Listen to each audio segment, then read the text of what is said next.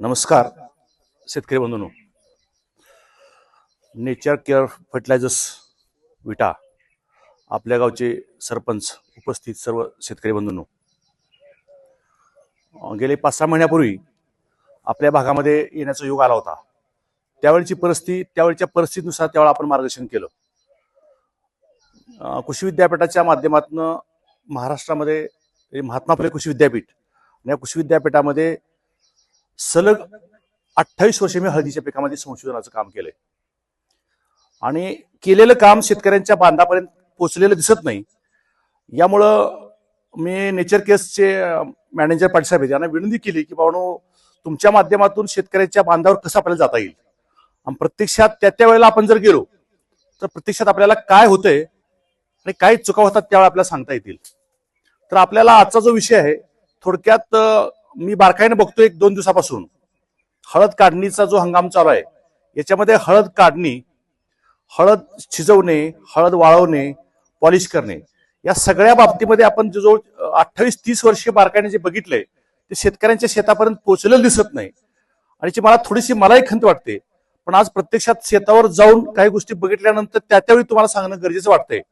तर सुरुवातीला हळदीच्या बाबतीत थोडं सांगेन असं मी की आपलं हळद संशोधन केंद्र हे कसबे डिग्रज, जिल्हा सांगली या ठिकाणी आहे आणि महात्मा फुले कृषी विद्यापीठाच्या अंतर्गत हे काम करतं. या विद्यापीठानं शिफारस केलेल्या ज्या शिफारशी आहेत त्याच्यामध्ये हळदीचं बियाण असेल, हळद काढणी असेल, हळदीच्या रोग किडी असतील, वापरायची खतं असतील, या सगळ्या बाबतीमध्ये आपण खूप मोठं काम केलेलं आहे. आणि फक्त हे काम योग्य त्यावेळी शेतकऱ्यांच्या शेतावर पोहोचलेलं नाही किंवा शेतकऱ्यांच्या डोक्यात हा विषय गेलेला नाही. त्यासाठी आपल्याला सुरुवातीला आजचा जो विषय आहे की हळद काढणी करणं, हळद शिजवणं, वाळवणं आणि प्रतवारी, एवढाच विषय आता आपण घेऊया. एका विषयावरती आपल्याला 7 तास बोलता येतं, पण आज हा विषय एवढाच घेऊया. पुढच्या वेळेला हळद लागवड करण्याच्या अगोदर 1 महिना जमिनीची तयारी, हा विषय आपण नंतर घेऊ. तर सुरुवातीला आपण एक थोडक्यात सांगतो की आपल्या भारतामधून संपूर्ण कलेक्शन केलेल्या 150 जातींचा आम्ही अभ्यास केलेला आहे हळदीच्या. त्याच्यामध्ये काही 7.5 ते 7 महिन्यात येणाऱ्या, 7.5 ते 8 महिन्यामध्ये येणाऱ्या आणि 8.5 ते 9 महिन्यामध्ये येणाऱ्या, त्याच्यामध्ये कुरकुमा, लोंगा या प्रकारातील ह्या सगळ्या जाती आहेत. आणि ह्या जाती आपल्याला उत्पादन खर्चाचा विचार करता परवडणार आहेत. उत्पादन खर्चाचा विचार करता आपल्याला परवडणाऱ्या जात आपल्याला आला पाहिजे. त्याच्यामध्ये सेलम आहे, राजापुरी आहे, कृष्णा आहे, टेकरूपेट आहे आणि फुलेस्वरूप आहे. या 4 ते 5 जाती चांगलं उत्पादन देणार आहेत. यापेक्षा कुठली जात आपण जर लावली तर उत्पादन खर्च आपला कमी झालेला नाही, तो होतोच खर्च, पण परवडत नाही. म्हणून आपल्याला किमान 25 ते जास्तीत जास्त 40 क्विंटल उत्पादन देणारे आपण जात निवडायला पाहिजे. तर सुरुवातीला काय करूया आपण, हळद काढणी करताना कसे आहे पाहिजे. तर या ज्या जाती आहेत सांगितलं तुम्हाला की 8.5 ते 9 महिने कालावधी लागणाऱ्या जाती आहेत. या जाती कसं ओळखायची कशी, तर कसं होतंय की याच्यामध्ये आपल्या जमिनीची प्रत, हलकी ते माळ रानाची जमीन, मध्यम काळी जमीन आणि काळी भारी जमीन, जात एक जरी असली तर हलक्या आणि माळ रानाच्या जमिनीमध्ये 100% पाला कालावधी पूर्ण झाल्यावर वाळून जातो. मध्यम काळ्या जमिनीमध्ये 60 ते 70% पाला वाळला जातो आणि काळ्या आणि भारी जमिनीमध्ये फक्त 50 ते 60% पाला वाळला जातो, कालावधी पूर्ण झाला तरी. आलं लक्षात. याच्यानंतर काय करायचं, मग हा संपूर्ण कालावधी पूर्ण झाला तर त्या ठिकाणी आपल्याला तो पिकाचा जमिनीवर पाला कापून घ्यायचा. जमिनीवर कापून घेणं का गरजेचं आहे, तर आपल्याला जास्त उंची ठेवलं तर तो साठवणीच्या कालामध्ये परत बुरशी जास्त वाढण्याची शक्यता असते आणि पाणी जास्त धरून राहतं. म्हणून हा गड्डेचा जो पाला आहे तो पाला जमिनीवर घासून कापून घ्यायचा आहे. बऱ्याच ठिकाणी तुमच्या भागामध्ये की हळदीचा पाला हळद काढण्यापूर्वी पिटून दिला जातोय. पिटून का दिला जातोय, तर याचंही कारण मी शोधलं की ह्या सगळ्या कामासाठी मजूर लागतायत आणि तेवढ्या मजुरांची उपलब्धता नाही, एवढं एकच कारण आहे. पण ज्यावेळेला हळदीचा पाला आपण पेटवतो त्यावेळेला मी जाणीवपूर्वक शेतात आता मी बघून आलोय की आपल्या लक्षात येईल, जरा थोडस जवळून घ्या बाबा. आपण ज्यावेळेला बघतो की हा पाला ज्यावेळेला कापतोय किंवा पेटवून देतोय, त्या शेतामध्ये आता प्रतिशत मी बघितलं की त्या ठिकाणी 100% पाला जळलेला नाही, 90% पाला जळलाय.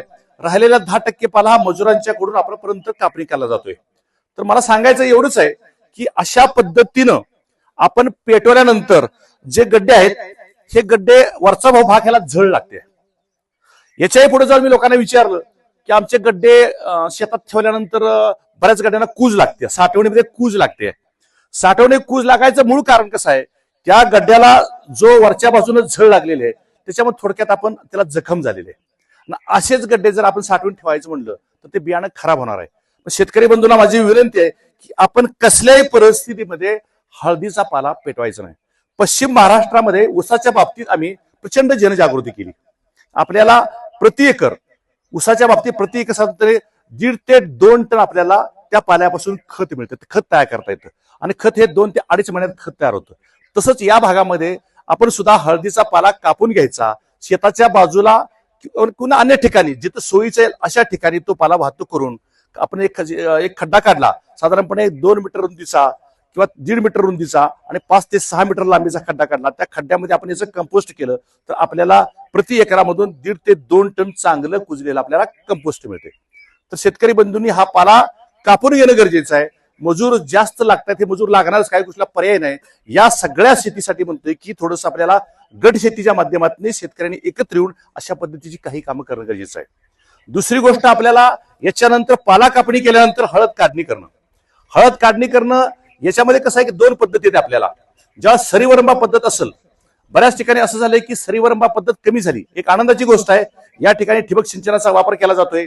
त्याचबरोबर गादी वाफ्याचा म्हणजे बेडचा वापर करून आपण हळदीची लागवड करतोय. पण सरीवरंबा पद्धत ज्या ठिकाणी लागवड केलेली आहे त्या ठिकाणी आपण हळदीची काढणी करत असताना टिकावाऐवजी आम्ही विद्यापीठानं शिफारस केलेल्या कुदळी ज्या आहेत त्या कुदळीला आम्ही आणीच्या कुदळी म्हणतो. एका बाजूला कसा आहे, 1 इंच भाग हा सरळ असतोय, राहिलेला पुढचा 9 इंच ते 1 फुटाचा भाग असतो तो वक्र आकार असतो. आणि अशा ज्या कुदळी आहेत या कुदळीला आपण आणीच्या कुदळी म्हणजे सरळ टोकदार कुदळ असल्यामुळे त्याला आणीची कुदळ असं नाव दिले. या कुदळीच्या सहाय्याने आपण हळद काढायचे. आता हे कसं करायचं आहे, तो जो गड्डा आपल्या समोर आहे या गड्ड्याच्या समोर जर हात होता एकच घ्या. हा जर जमिनीत गड्डा आहे, ह्या गड्ड्याच्या समोर 1 ते 1.5 इंच अंतरावरती, गड्ड्याच्या समोर 1 ते 1.5 अंतरावरती एकाच ठिकाणी कुदळ मारायचे. एकाच ठिकाणी कुदळ मारली आणि जो दांडा आहे मागच्या बाजूला नकळत दावला दांडा तर हा गड्डा अलगद निघतो. काढणी करताना आपण त्या कुदळीचं 2-3 ठिकाणी कुदळ मारली किंवा 4 ठिकाणी कुदळ मारली तर सगळी जागा मऊ होती आणि गड्डा फुटण्याची शक्यता असते. आणि गड्डा फुटल्यामुळं ही सगळी हळकुंड आपल्याला एकसारखी निघत नाहीत. तर शेतकरी बंधूंना माझी विनंती आहे की ज्या वेळेला आपण कुदळीच्या सहाय्यानं हळद काढतो त्यावेळेला गड्ड्याच्या समोर कुदळ मारायची, मागच्या वाढून दांडा नकळत दाबायचा, अलगद चांगल्या पद्धतीने आपल्याला गड्डा निघत होतो. दुसरी गोष्ट, याच ठिकाणी बऱ्याच वेळा कालही बघितलं मी टिकावाचा वापर केला जातोय. टिकावाचा वापर केल्यामुळे काय होते, टिकावाचा जो आतला दांड्याजवळचा भाग असतो त्या दांड्याजवळच्या भागाचा मार हा गड्ड्यावरती बसतो आणि हा गड्डा फुटण्याची शक्यता जास्त असते.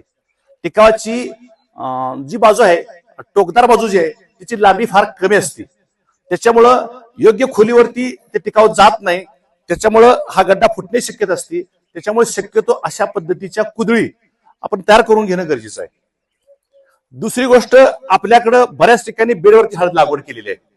बेडवरती लागवड केलेली आहे त्या ठिकाणी तुमच्याकडे जे अवजार आहे, आम्ही त्याला खुरट म्हणतो. खुरट आपण काय म्हणतो त्याला, तुम्ही जे अवजार आहे तुमच्याकडचं,